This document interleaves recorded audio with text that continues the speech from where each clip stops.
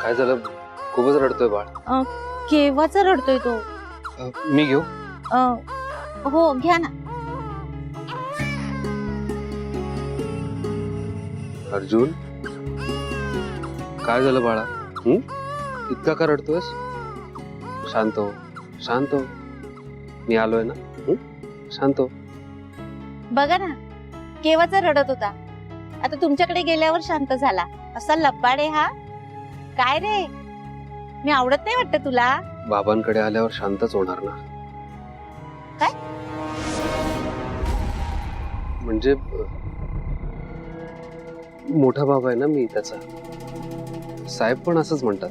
अच्छा, हो. पहा ना साहेब, बिचारा अर्जुन सारखा रडत असतो. आईची किती आठवण येत असणार त्याला. काय माहिती त्याची आई का गेली ते. किती हट्टी आहे तो.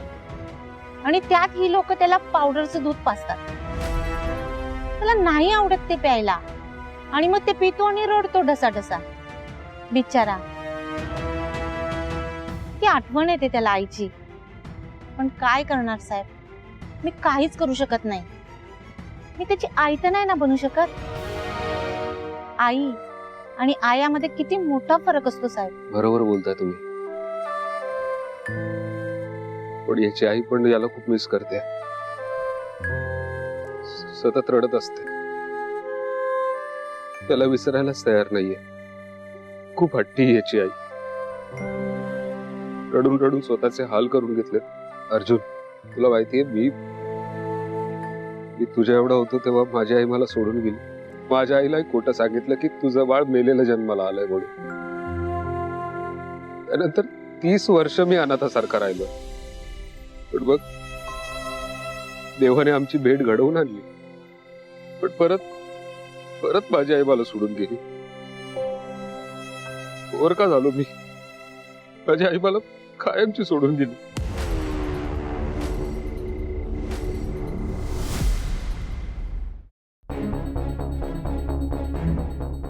साहेब, तुमची आणि स्वानंदीची ओळख कॉलेज मधली का? नाही म्हणजे तुमचं लव्ह मॅरेज की अरेंज मॅरेज? किती वर्ष झाली तुमच्या लग्नाला? स्वानंदी साहेबांच्या ऑफिस मध्ये काम करायच्या. तिथेच आमची मैत्री झाली आणि आमच्या लग्नाला काहीच महिने झाले होते. खरं तर वर्षही झालं नाही. पण स्वानंदी गेल्या मला सोडून. आता एकटाच राहिलो मी. स्वानंदी सोबत म्हातारपणापर्यंतची स्वप्न बघितली होती. पण आता संपलं सगळं.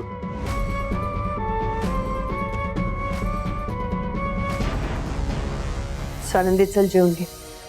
नाही नको, मला भूक नाहीये. जोपर्यंत मणी सर फोन उचलणार नाही तोपर्यंत माझ्या घशाखालला घासही जाणार नाही. का वेडेपणा करतेस असा? जेवून घे म्हटलं ना. नाही, मला भूक नाहीये. मला मणी सरांशी बोलायचंय. स्वानंदी, फोन नको लावूस. त्याच्या आजूबाजूला माणसं असतील.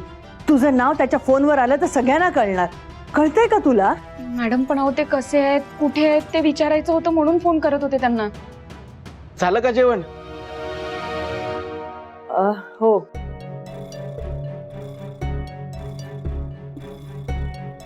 सावकाश.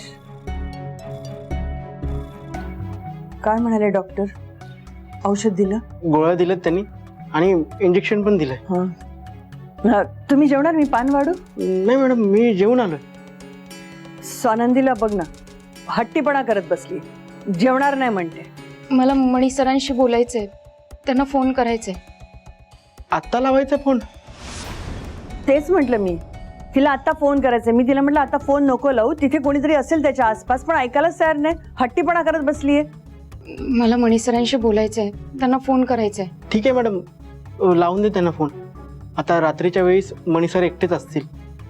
वहिनी, तुम्ही लावा फोन त्यांना.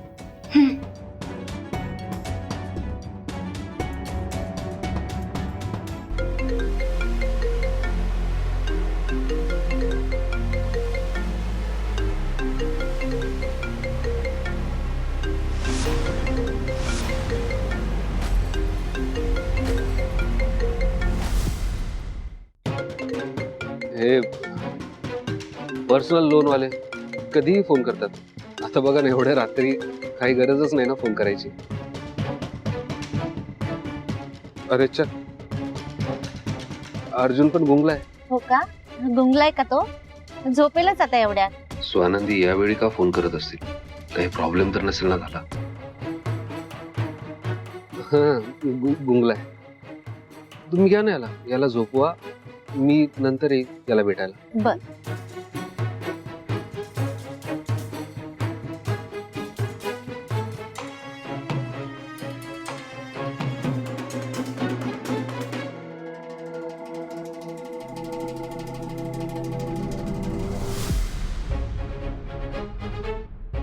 मणी सरांनी माझा फोन कट केला.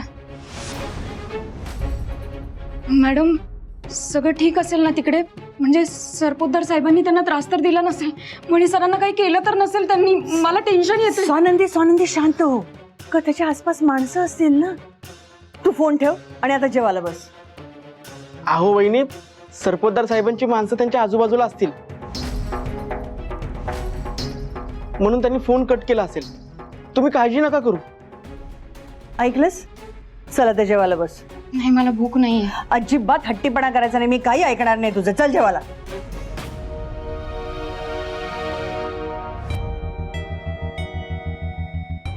नशीब आयाने फोनवर स्वानंदी लिहिलेलं बघितलं नाही. जर बघितलं असतं तर प्रॉब्लेम झाला असता. पण स्वानंदीने एवढ्या रात्री का फोन केला? काही प्रॉब्लेम तर नसेल ना झाला?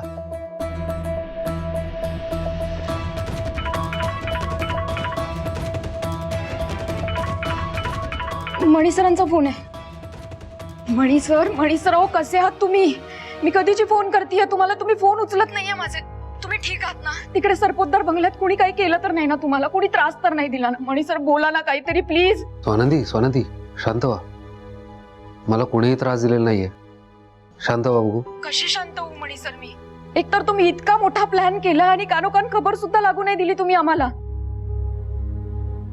मणी सर अजून काय काय लपवणार आहात तुम्ही आमच्यापासनं? काय काय लपवून आम्हाला डायरेक्ट असे धक्के देणार आहात? स्वानंदी, हे बघा, तुम्ही शांततेत विचार करा. मी जर तुम्हाला ते सगळं सांगितलं असतं तर तुम्ही ते करू दिलं असतं का? मला अडवलं नसतं का?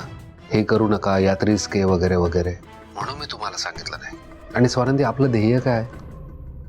आपल्याला आपलं बाळ परत हवंय, बरोबर ना? मग त्यासाठी आपल्याला सगळं करायची तयारी ठेवावी लागेल.